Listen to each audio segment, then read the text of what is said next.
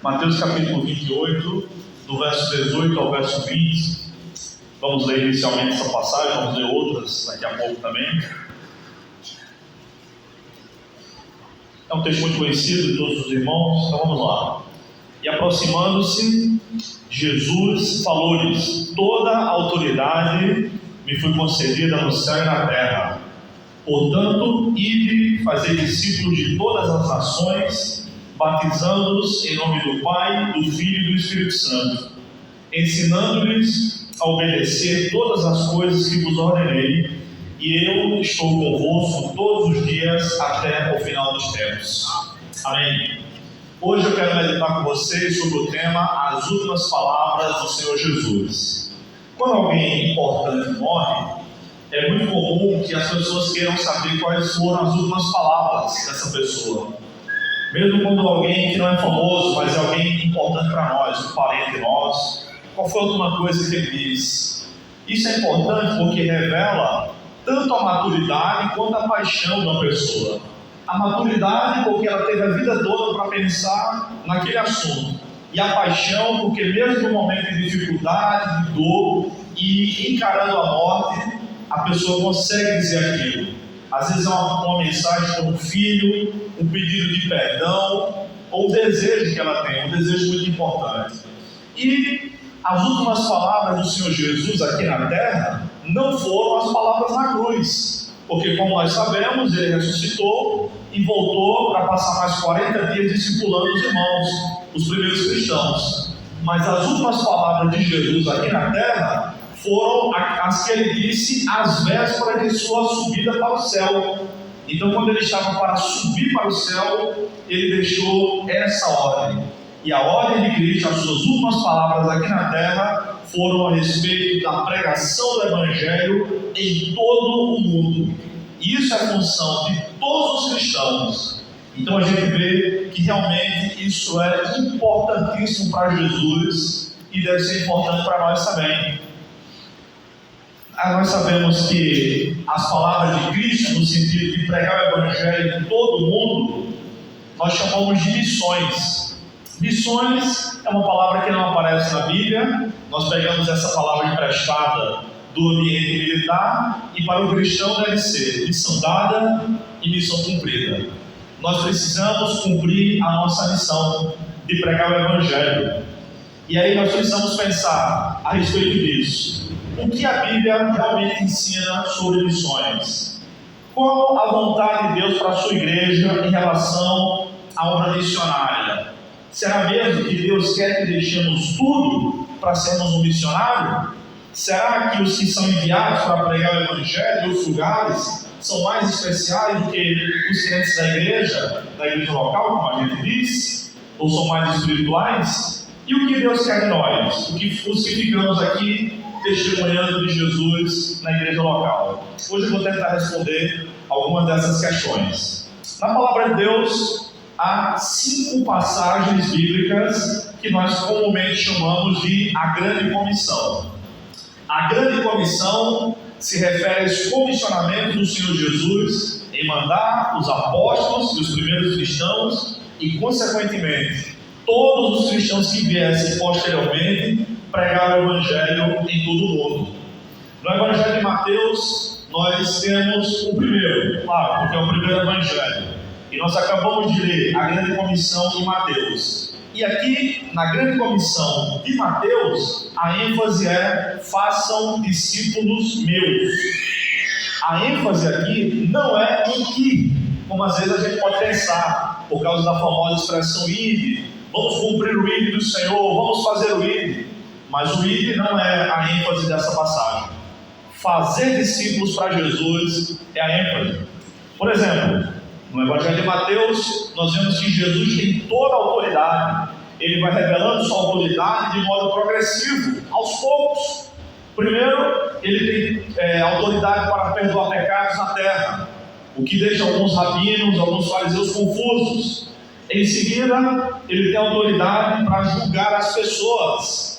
Depois, Mateus vai mostrando que na véspera da sua paixão, ele fala sobre sua autoridade sobre toda a carne.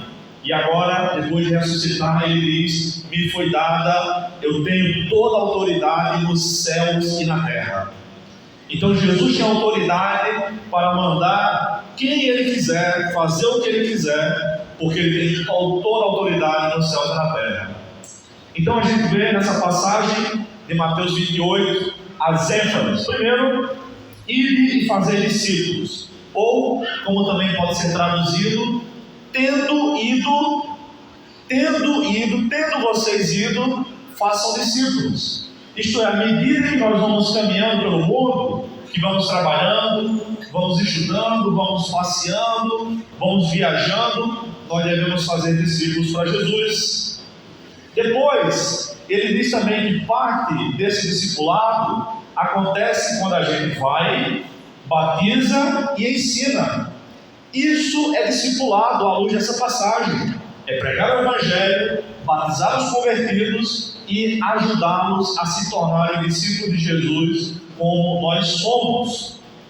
Alguém já disse que Deus gostou tanto de ter um filho que quis ter um monte deles. É isso mesmo. Primeiro, o Senhor Jesus é o único Filho de Deus, o único de uma espécie, é o que significa a palavra unigênito. Então, daquele tipo de filho, só há Jesus. Todos os outros filhos de Deus, nós, todos os crentes de todas as épocas, são filhos de Deus de uma outra espécie. Nós somos filhos por adoção. E somente quem adotou alguém que não é um filho biológico, mas foi criado como um filho, sabe que o amor é o mesmo. Embora a natureza não seja a mesma, o amor é o mesmo. Eu não tenho filho, nem fui adotado, mas eu convivi com muitos amigos da minha igreja que foram adotados, e com seus irmãos biológicos, e eu percebi, e eles sabiam também, eu conversei com alguns deles sobre isso, que o amor que os seus pais tinham por eles era exatamente igual. Imagina Deus, que é o próprio amor em essência. Então Deus quer que nós preguemos o Evangelho aonde a gente passar, para que Ele tenha a alegria de ter mais filhos lhe adorando, como Ele tem aqui nesse lugar. Tantos filhos que estão aqui, que estão vendo pela internet e que podem até ver essa gravação depois. Aí devemos também perceber que nessa passagem Jesus prometeu como um consolo ou uma garantia de sucesso: sempre estarei convosco. A presença constante e irrestrita de Jesus aponta para o fato de que Ele é Deus, e sendo Deus é onipresente. Então Jesus sempre está conosco. É interessante que nessa passagem o contexto é missionário. Então Ele está conosco sempre, Ele está conosco porque é onipresente, Ele está conosco sempre porque Ele cuida de nós, e Ele também está conosco sempre porque nós devemos fazer a obra de Deus. Quais as implicações da grande comissão do Evangelho de Mateus? Eu trouxe algumas aqui, quatro implicações. A primeira: Jesus pode enviar seus discípulos para qualquer lugar do mundo, pois Ele tem autoridade total. Todo mundo pertence a Cristo. Todas as pessoas, todas as coisas. Segunda, a ênfase da ordem de Jesus não está no ir. Não é somente ir, mas sim em, à medida que formos, devemos fazer discípulos para Cristo. Terceira implicação: ensinar. Tudo que Jesus ensinou é o cerne da obediência missionária, seja na cidade onde estamos, seja nos lugares mais distantes do mundo. E a quarta implicação: a companhia constante de Cristo com seu povo garante o sucesso da missão. O sucesso da missão não pode ser medido pelo número de conversões, porque as conversões não dependem do nosso trabalho, elas não dependem do nosso esforço, não dependem das nossas orações. A conversão é um ato exclusivamente de Deus. Nós não temos nenhuma função na conversão das pessoas, a não ser pregar o Evangelho. Então, se convertem 2 ou 3.000, glória a Deus, do mesmo jeito. O importante é a nossa obediência a Cristo. É Ele quem salva, não somos nós que salvamos. E esta, irmãos, é a grande comissão do Evangelho de Mateus. Mas eu tenho certeza que todos vocês já ouviram muitas mensagens sobre essa passagem. Então vamos passar para o Evangelho de Marcos. Abra comigo a palavra de Deus em Marcos capítulo 16. E nós vamos ler do verso 15 ao 18. Marcos 16, do 15 ao 18, é a grande comissão do Evangelho de Marcos. Diz assim: e disse-lhes: ide por todo o mundo e pregai o Evangelho a toda criatura. Quem crer e for batizado será salvo, mas quem não crer já está condenado. Estes sinais acompanharão os que crerem. Em meu nome expulsarão demônios, falarão novas línguas, pegarão em serpentes, e se beberem alguma coisa mortífera, não lhes fará mal algum. Imporão as mãos aos enfermos e estes serão curados. Agora, a ênfase da grande comissão do Senhor Jesus no Evangelho de Marcos não é mais façam meus discípulos, como em Mateus. Aqui a ênfase é preguem a todas as pessoas. O texto diz: ide ou tendo ido. Do mesmo jeito que em Mateus, a ênfase nunca está em ir, mas tendo ido significa que é necessário que nós precisamos ir, obviamente, mas o texto precisa ser traduzido como tendo ido. À medida que vamos viver nossa vida, nós pregamos o Evangelho a todas as pessoas, em todos os lugares. Aliás, a Bíblia diz que há tempo para tudo, né? Mas tem 3 coisas que devem ser feitas de acordo com a palavra de Deus, mesmo fora do tempo. Orar, não há tempo específico para oração, tempo bom ou tempo ruim. A Bíblia ensina que a oração deve acontecer em todo o tempo. Todo o tempo é tempo de orar, nem que seja em silêncio. A segunda coisa, que não há um limite de tempo, é para ser santo. Ser santo sempre. Não há um tempo para ser santo e um tempo para ser profano, não há. E em terceiro lugar, que a Bíblia ensina que é um tempo, ou para deve ser feito até fora de tempo, é a pregação do Evangelho. Então, embora a Bíblia reconheça, nós sabemos muito bem que é necessário saber entrar e sair, é necessário saber que a palavra dita a seu tempo, como diz Provérbios, é como maçã de ouro e salva de prata, a palavra dita a seu tempo, mas orar, ser santo e pregar o Evangelho pode ser feito a qualquer momento, em qualquer lugar, em qualquer circunstância. Pregar o Evangelho a todas as pessoas. É necessário que todos ouçam o plano da salvação de Deus. Todos os seres humanos. A gente precisa pregar o Evangelho, mostrar que Deus criou todas as coisas, que o pecado corrompeu a vontade humana em todos os sentidos, mas que Deus prometeu a salvação, que é o Senhor Jesus Cristo, e que se nós nos arrependermos, seremos salvos, e brevemente Cristo voltará para buscar os seus. Resumidamente, esse é o plano da salvação de Deus, que devemos pregar a todas as pessoas. Marcos também fala sobre batizar os que crerem. O batismo cristão é uma cerimônia de iniciação na fé. É por isso que nós não acreditamos na ideia de batizar bebês, porque o texto diz que nós devemos batizar aqueles que creem. Os bebês não sabem se creem, se não creem, na verdade eles nem sabem que existem. As crianças muito pequenas ainda não têm consciência de exercer fé em Cristo ao ponto de discernir todas as coisas. É por isso que nós não batizamos bebês, como outras igrejas batizam, erroneamente, é óbvio. Depois, em quarto lugar, Marcos fala sobre esperar que Jesus faça diversos milagres. John Wesley dizia que sempre que pregava em público, pedia para Deus fazer milagres. Sabe quantos sermões ele pregou ao longo de sua vida? 44.000 sermões. Às vezes John Wesley pregou 8 vezes num dia. O normal eram 3 vezes. Claro que não devia ser um sermão de 1 hora, mas era um sermão longo, sem microfone. Às vezes era o mesmo sermão, mas pregou Então ele esperou que Deus fizesse muitos milagres. A história de missões e a própria história da igreja está repleta disso, dá testemunho disso. Quando o povo de Deus sai em obra missionária, Deus derrama o poder do Espírito Santo e faz milagres.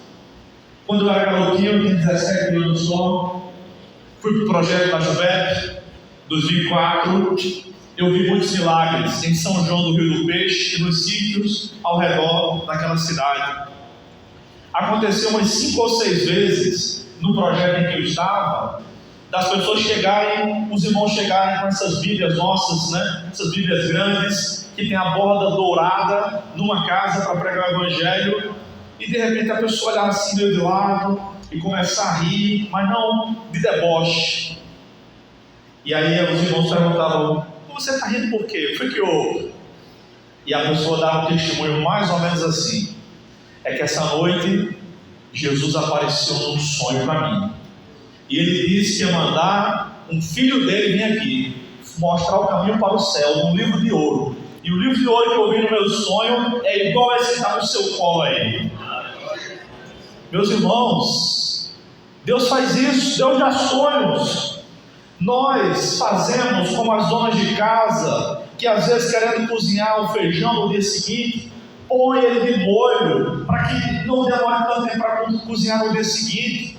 Quando nós saímos para pregar o Evangelho, que nós começamos a orar pelas pessoas que vão ouvir a mensagem do Senhor, nós estamos botando o coração delas de molho.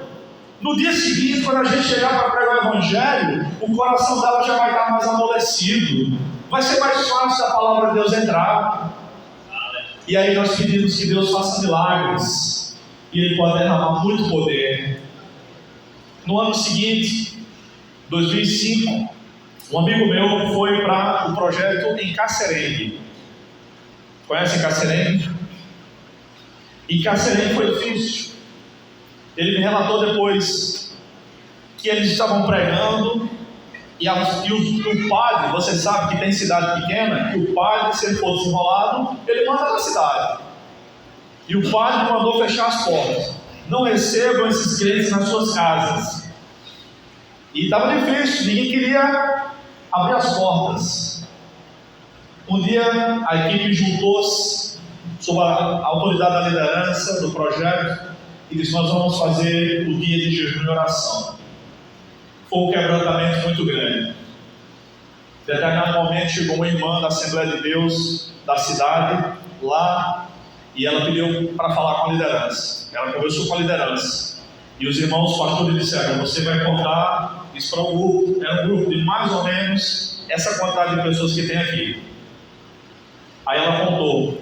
Ela disse que 17 anos antes ela tinha tido uma visão sobre a cidade de Cacerengue, quando estava orando por aquela cidade, pela salvação das pessoas daquela cidade. E ela não compreendeu durante 17 anos aquela visão, porque ela disse que viu anjos descendo do céu e tomando as ruas de Cacerengue, e eram muitos anjos. Mas ela não entendeu porque aqueles anjos eram todos da cor azul, mas não tinha nada a ver com o azul da Assembleia de Deus. E ela ficou orando, pedindo a Deus que revelasse. Deus nunca falou nada.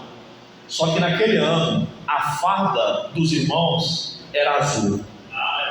E aqueles irmãos eram os anjos que Deus mandou para pregar o Evangelho naquela cidade. E depois daquele dia houve um grande quebrantamento e Deus salvou muitas pessoas em Cacerengue. É assim que o Evangelho deve ser pregado, meus irmãos. Deve ser pregado com preparação, com planejamento, mas também no poder do Espírito Santo, esperando que Deus faça milagres. As implicações da grande comissão do Evangelho de Marcos são 3. Primeiro, os cristãos devem ir onde for necessário e enviar missionários onde não puderem chegar, para que o Evangelho seja pregado a todas as pessoas do mundo, sem exceção. Segunda implicação: o batismo dos novos crentes significa que eles de fato foram incluídos no corpo de Cristo e devem ser integrados para ser atuantes na fé, na igreja. Terceira implicação: ao anunciar o Evangelho, os cristãos devem esperar todo tipo de intervenção divina que confirme a pregação. tais como exorcismos, dons espirituais, milagres e livramentos divinos, como diz a passagem bíblica. Essa é a grande comissão no Evangelho de Marcos. Mas eu sei que vocês também já conhecem muito bem essa passagem e também já ouviram muitas boas pregações sobre essa passagem. Então vamos para a terceira passagem da grande comissão, que está em Lucas, capítulo 24, Lucas 24, do verso 44 ao 49. Lucas 24, do 44 ao 49, que diz assim: depois lhe disse, são estas as palavras que vos falei, estando ainda convosco. Era necessário que se cumprisse tudo o que estava escrito sobre mim, na lei de Moisés, nos profetas e nos salmos. Então lhes abriu o entendimento para compreenderem as Escrituras, e disse-lhes: está escrito que o Cristo sofreria, e ao terceiro dia ressuscitaria dentre os mortos, e que em seu nome se pregaria o arrependimento para perdão dos pecados a todas as nações, começando por Jerusalém. Vós sois testemunhas dessas coisas. Envio sobre vós a promessa de meu Pai, mas ficai na cidade, até que do alto sejais revestidos de poder.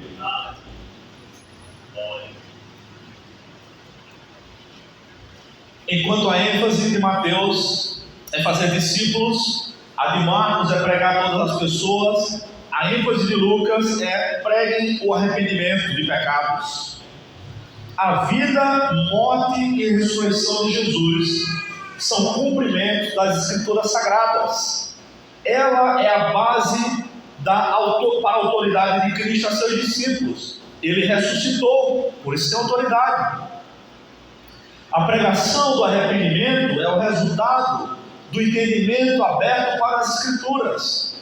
E quem é que abre o nosso entendimento para que possamos compreender as Escrituras, meus irmãos? Porventura são os professores do seminário? Coitados de nós. Porventura são os pastores? Ajuda, mas não somos nós.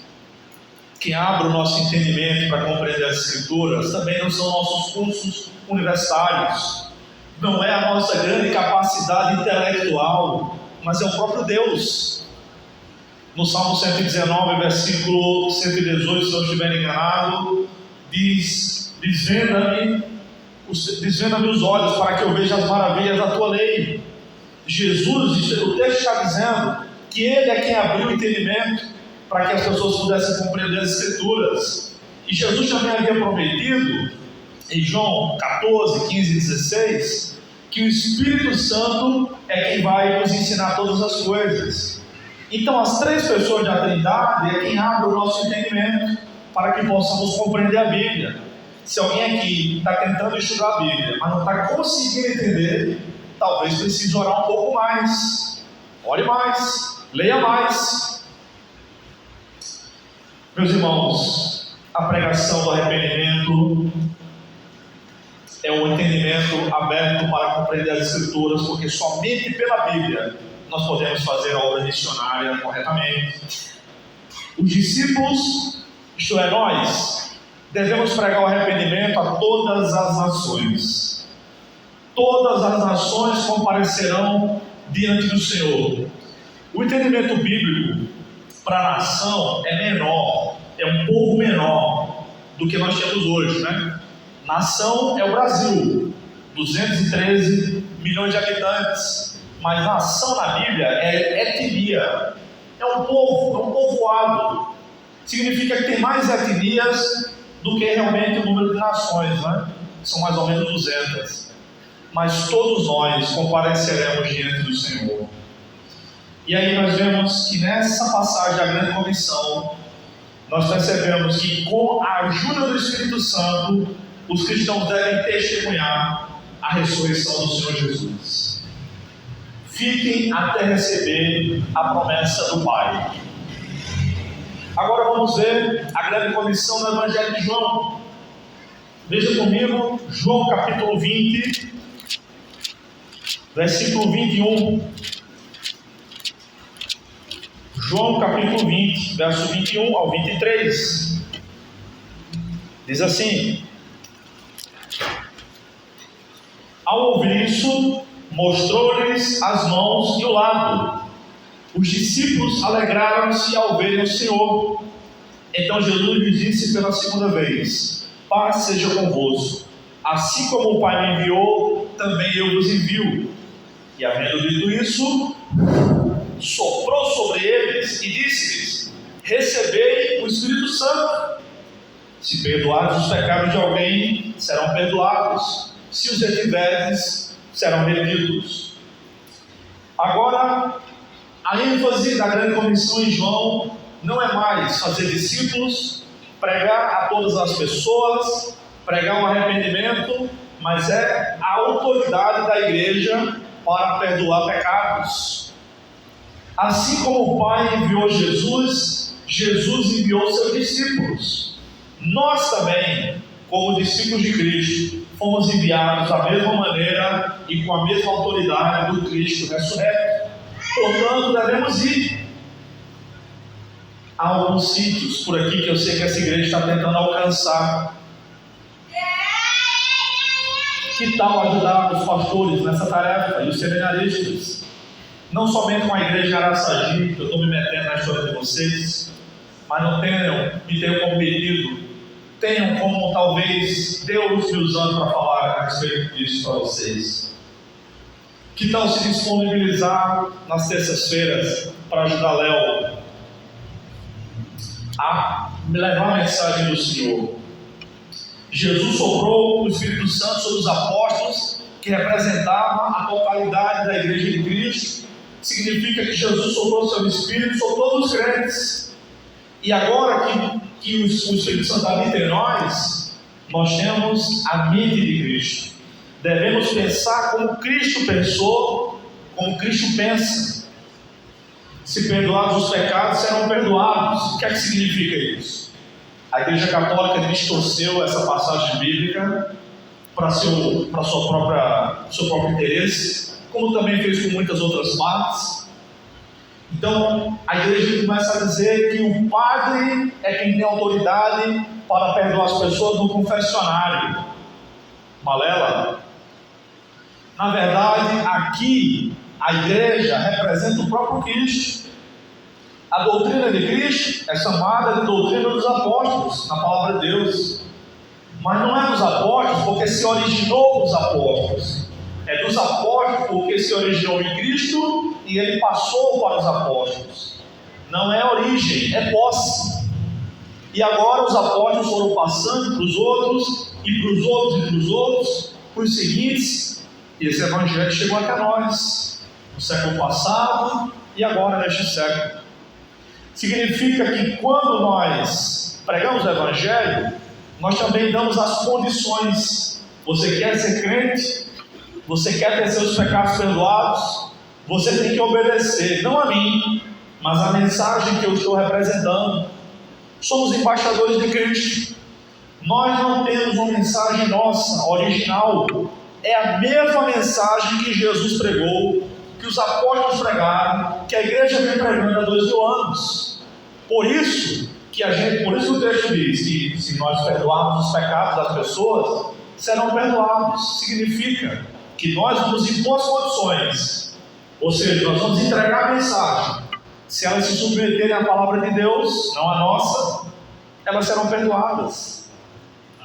Quais as implicações disso, meus irmãos? A igreja de Cristo pode fazer muitas coisas boas pelo mundo, como tem feito. Escolas, asilos, orfanatos, ONGs diversas. Mas a melhor e a principal coisa que a igreja pode fazer pelo mundo é pregar o evangelho. E essa atividade é insubstituível. Só a igreja pode pregar o evangelho. É por isso que a gente não pode deixar nenhuma outra atividade, por melhor que seja, substituir a pregação do evangelho. Podemos dar sopa, cestas básicas, fazer como os irmãos do Exército da Salvação, que começaram dando sopa, sabão e salvação, né? Dando comida, dando banho para os mendigos e para os muito pobres, e pregando o Evangelho, podemos fazer tudo isso e muito mais. Mas só a igreja tem a mensagem que pode salvar o mundo. Por isso precisamos pregar. Mas em quinto lugar, vire aí 1 ou 2 páginas para Atos capítulo 1. Nós vamos ver agora a grande comissão, a quinta passagem da grande comissão. É a grande comissão do Evangelho de Atos, aliás, do livro de Atos. Agora, a ênfase é o testemunho de Cristo em todo o mundo. Atos capítulo 1, versículo 8. Nós conhecemos decorado, não é mesmo? Mas recebereis poder quando o Espírito Santo descer sobre vós, e sereis minhas testemunhas, tanto em Jerusalém, como em toda a Judéia e Samaria, e até os confins da terra. Aqui nós vemos 3 questões importantes inicialmente. Primeiro, os crentes receberiam o poder do Espírito Santo para testemunhar. E assim foi. Atos 1:8 é uma espécie de esboço do livro. Porque primeiro os irmãos recebem o poder do Espírito Santo, em Atos capítulo 2, e começam a testemunhar em Jerusalém. E está muito bem, obrigado, muito bom, obrigado. E eles não saem de Jerusalém, até o fim do capítulo 7. Deus manda uma perseguição, e aí sim, todos, exceto os apóstolos, diz Atos 8:1, que foram dispersos pelas regiões da Judéia, Samaria e até os confins da terra. Então eles vão pelas regiões da Judéia e Samaria, de Atos capítulo 8 até Atos capítulo 13. A partir de Atos 13, aí tem a primeira viagem missionária do apóstolo Paulo. Na verdade, é a primeira viagem missionária de Barnabé. Paulo é o acompanhante, porque o Espírito Santo disse em Atos 13: separai-me a Barnabé e a Saulo para a obra que os tenho chamado. Barnabé era o líder da missão. E aí, de Atos 13 a Atos 28, o Evangelho é pregado em todo o resto do mundo. Então, meus irmãos, o testemunho deve ser sobre Cristo e não sobre a nossa triste história de pecado. Havia no século passado, até no início dos anos 2000, um costume muito feio em muitas igrejas. O cara era uma pessoa famosa, inclusive por sua vida de pecado. Aí se convertia a Cristo. Com 4 ou 5 meses, ele estava sendo convidado pelas igrejas, e a igreja colocava uma faixa do lado de fora, dizendo: venha ouvir o testemunho do ex-cantor de rock, fulano e tal. E lotava. E ele passava 40 minutos falando porcaria, dizendo como era a vida de pecado dele. Eu fazia isso, eu me prostituía daquela maneira, e eu usei tais drogas naturais, e tais drogas sintéticas, e eu roubei, eu matei, eu não sei o que lá. Em 5 minutos dizendo como ele se converteu. Isso não é testemunho, não, irmão. Isso é pecado. A Bíblia diz que a gente não deve nem mencionar esse tipo de coisa. Efésios capítulo 5 diz isso. Isso não edifica a igreja. Nós não fomos chamados para dar nosso testemunho. Isso não tem na Bíblia, não. Não tem ninguém relatando uma vida de pecado para a igreja na Bíblia. Nem no Antigo Testamento tem isso. Nós somos chamados para testemunhar a respeito de Cristo e não de nós mesmos. Cristo ressuscitou. Ele é todo poderoso. Ele nos salvou dos pecados. Ele me curou. Ele me deu salvação. Ele limpou meu coração podre. Eu senti a alegria do Espírito Santo quando Ele me salvou. Foi isso que nós somos chamados para testemunhar. Testemunhar de Cristo em todos os lugares. Como deve ser isso? O texto diz: no poder do Espírito Santo é que a igreja deve ser testemunha de Cristo simultaneamente. Esse texto mostra de modo bem sucinto, bem discreto, que esse chamado para ser testemunha de Cristo não deve ser cumprido solitariamente, mas como igreja. Quer ver só? Olha para o texto que diz o seguinte: vocês serão minhas testemunhas, tanto em Jerusalém, como em, isto é, tanto no lugar quanto no outro, ao mesmo tempo. O texto não diz: vocês devem ser minhas testemunhas, primeiro em Jerusalém, Não diz isso. Não diz que é primeiro em Jerusalém. É tanto em Jerusalém como nos outros lugares. Como é que eu posso fazer isso? Não posso. Como é que você pode fazer isso? Também não pode. Nós só podemos cumprir essa ordem do Senhor enquanto igreja.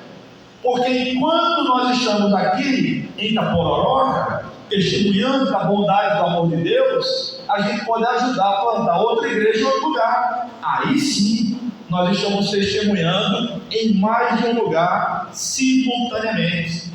Vamos imaginar que Jesus tinha dito, tanto em Itapororoca quanto em Guarabira, tanto em Itapororoca quanto em Araçagi, tanto em Itapororoca quanto em Itabaiana. É isso. Não é primeiro no lugar e depois em outro. Não é. É tanto no lugar quanto no outro. Então é assim que o livro de Atos mostra que isso foi cumprido.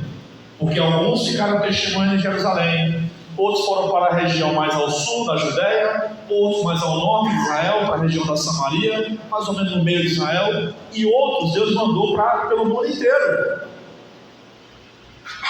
Quais as implicações disso, meus irmãos? 3, pelo menos. As implicações da grande comissão no livro de Atos, o testemunho de Cristo em todo o mundo. Primeira implicação: o poder do Espírito Santo deve ser buscado e esperado, pois missões começam com oração. Esses irmãos passaram aproximadamente 10 dias orando até receber o poder do Espírito Santo. Segunda implicação: o testemunho cristão deve acontecer em todos os lugares do mundo ao mesmo tempo. Portanto, devemos plantar igrejas no mundo todo para que essas igrejas testemunhem de Cristo. Terceira implicação: o testemunho cristão deve visar alcançar os confins da terra, ou seja, os lugares onde Cristo ainda não foi anunciado. Então nós vimos a grande comissão nos 4 evangelhos: Mateus, Marcos, Lucas, João e também no livro de Atos. E nós vemos que a grande comissão não é apenas um texto ou 5 passagens, mas é uma espécie de sinfonia teológica, porque ela é cristocêntrica em Mateus, ela é carismática e evangelística em Marcos, ela é profética e histórica em Lucas, que faz menção às Escrituras, ela é trinitária e espiritual no Evangelho de João, e ela é missiológica e global no livro de Atos. Mas será que essas são as únicas maneiras de fazer a obra missionária, meus irmãos? De modo algum. Eu quero dar algumas sugestões para os irmãos, para que todos se sintam encaixados na obra de Deus. Eu vou dar alguns exemplos. Primeiro, Ronaldo Lidório, missionário presbiteriano, missionário raiz, digamos assim. Ele relata que desde criança ouvia sua mãe, Elza Lidório, dizendo: como é bom fazer missões.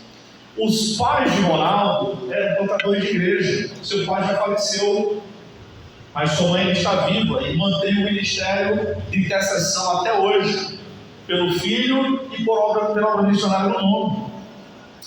O irmão Antônio Carlos Torres, vocês já ouviram falar no Antônio Carlos Torres? Mas na Forte Leve, já ouviram falar na Forte Leve? Quem é que tem caixa d'água da Forte Leve? A Forte Leve é dele, Antônio Carlos Torres, é um cristão, se converteu já depois de adulto, é um multimilionário, servo de Deus. O Antônio Carlos Torres, entre outras coisas, ele mantém financeiramente 200 missionários aqui no Nordeste do país. Você pode ajudar fazendo isso também, de acordo com as suas condições. O terceiro exemplo, o irmão José Gomes, um aluno meu do seminário. Ele relatou que o pai dele, que era do Mato Grosso, plantou cerca de 170 igrejas. Já pensou? Você pode plantar uma igreja também. Patrick Lai é um missionário que, cansado de não ter acesso às pessoas na janela 10x40, aquela região da Índia, um pouco da China e tudo mais, não ter contato para pregar o evangelho com aquele povo, ele decidiu abrir empresas. E ao invés de ter 8 horas por mês de contato com os incrédulos, ele passou a ter 40 horas por semana, dando empregos para aqueles homens e mulheres, e naquelas empresas, pregando o evangelho para eles. Quem sabe, por meio de uma empresa que você pode abrir, você pode ser um tremendo missionário também. A Missão Juvep, nós 3 estudamos lá. Eu, Léo, Elber, estudamos lá. Tem outros seminários também, né? Ramos é meu aluno de teto, foi meu aluno. Acho que tem mais algum daqui, né? Não sei. Bom, a Missão Juvep faz há mais de 40 anos projetos missionários no Nordeste brasileiro, em cidades que têm de 0 a 2% de crentes, que são consideradas cidades não alcançadas. Participe de um projeto desse, meu irmão, agora em julho, em janeiro, fale com os pastores. Você vai ver como vai ser uma bênção para a sua vida. Uns 20 dias só, vai ser abençoador para você. William Carey, o pai das missões modernas, foi missionário na Índia. Mas o incrível é que William Carey era um simples sapateiro na Inglaterra. E que lhe foi dito o seguinte, por seus pastores: se Deus quiser alcançar os pagãos, Ele não vai fazer através de você, Ele não vai. William Carey fundou diversas escolas, universidades, igrejas, traduziu a Bíblia para mais de 20 línguas na Índia, fundou gráficas, editoras, muitos e muitos trechos bíblicos ele traduziu para várias línguas indianas. Um simples sapateiro. Mas além de tudo isso, é muito útil se nós também formos bons donos de casa, bons pais, bons profissionais, bons professores de matemática, bons servidores públicos. Onde nós estivermos, nós podemos fazer a obra de Deus. Bons vendedores, bons pintores de carro. Você chega lá na oficina de Léo, é uma igreja disfarçada de oficina. Quantas pessoas ouviram o evangelho lá? Até eu às vezes marco reunião lá. Eu vou me encontrar na oficina dele. Já marquei reunião, vamos encontrar lá para conversar. Meus irmãos, Deus quer nos usar. Concluindo, meus queridos, as últimas palavras de Jesus na terra foram ordens e diretrizes para a igreja sobre a obra missionária. Ele mandou que seus discípulos pregassem sobre ele a todas as nações. Ele mandou que esperassem o poder do Espírito Santo. Os enviou como foi enviado pelo Pai. A obra de Cristo consiste em obedecer ao Pai, morrer pelos pecados da humanidade. Ele ressuscitou e vive eternamente. Baseado em sua autoridade, todos nós devemos testemunhar sobre esse plano maravilhoso e redentor, que é o plano da salvação de Deus. Aprenda o máximo que puder sobre Deus. Ensine o máximo que puder às pessoas, fazendo o nome de Jesus conhecido entre todas as nações. Meus irmãos, apesar de a igreja ter tantas ações missionárias no mundo, ainda há cerca de 90 tribos indígenas no Brasil sem a presença de um missionário. Há cerca de 10 mil povoados no Nordeste brasileiro que tem apenas entre 0 a 2% de crentes, é muito pouco. Há aproximadamente 2 bilhões de pessoas no mundo, 2 bilhões, 10 vezes a população do Brasil, que nunca ouviu falar de Jesus. Os públicos menos evangelizados no nosso país são os seguintes: povos indígenas, os surdos, os ribeirinhos, os quilombolas, os sertanejos, os ciganos, os universitários e intelectuais, os muito ricos, os muito pobres e os de outras religiões como muçulmanos, hinduístas, budistas e judeus. Jesus morreu e ressuscitou por todas essas pessoas. Ele está vivo pelos séculos dos séculos. e espera que nós obedeçamos às ordens de suas últimas palavras aqui nessa terra. Que Deus tenha misericórdia de nós, meus irmãos. Amém.